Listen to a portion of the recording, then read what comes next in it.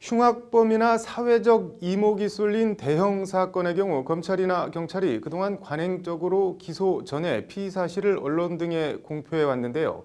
사실 엄밀히 따지면 이런 기소 전 피의 사실 공표는 형법 위반에 해당합니다. 법제처가 이런 인권 침해 가능성이 있는 행정행위에 대한 법률적 근거를 마련하기로 했습니다. 이현무 기자입니다. 정부가 기소 전 피의 사실 공표나 피의자 공개 수배 등과 관련한 구체적인 법률 근거 마련에 나섭니다.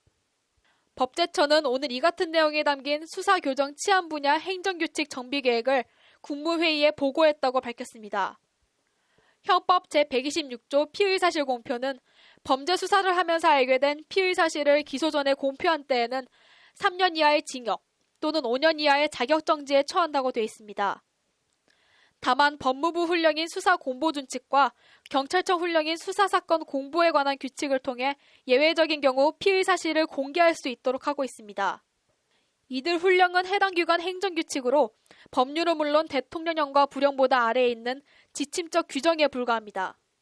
따라서 행정규칙에 의거한 기소 전 피의 사실 공표는 엄밀히 보면 법률의 근거가 없는 형법에 위배되는 행위입니다.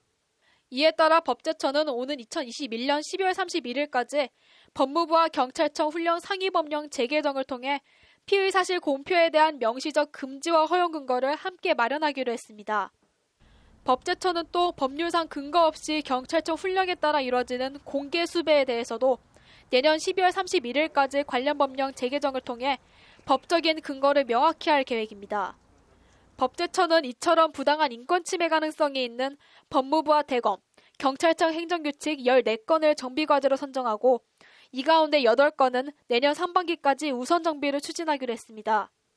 일단 수용자의 알 권리를 침해할 소지가 있는 신문, 도서, 잡지, 구독 불허가와 구독 허가 취소 등의 지침은 내년 1월까지 삭제할 방침입니다.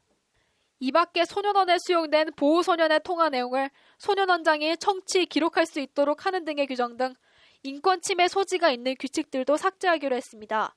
김혜수 법제처장은 인권 침해가 발생하기 쉬운 수사, 교정, 치안 등 분야에서 국가 공권력으로부터 부당한 인권 침해를 예방해 인권을 사전에 적극적으로 보호하려는 것이 이번 행정규칙 정비 취지라고 설명했습니다. 김혜수 법제처장은 선정된 과제에 대해 적극적으로 정비를 추진해줄 것을 소관 부처에 요청했다고 밝혔습니다.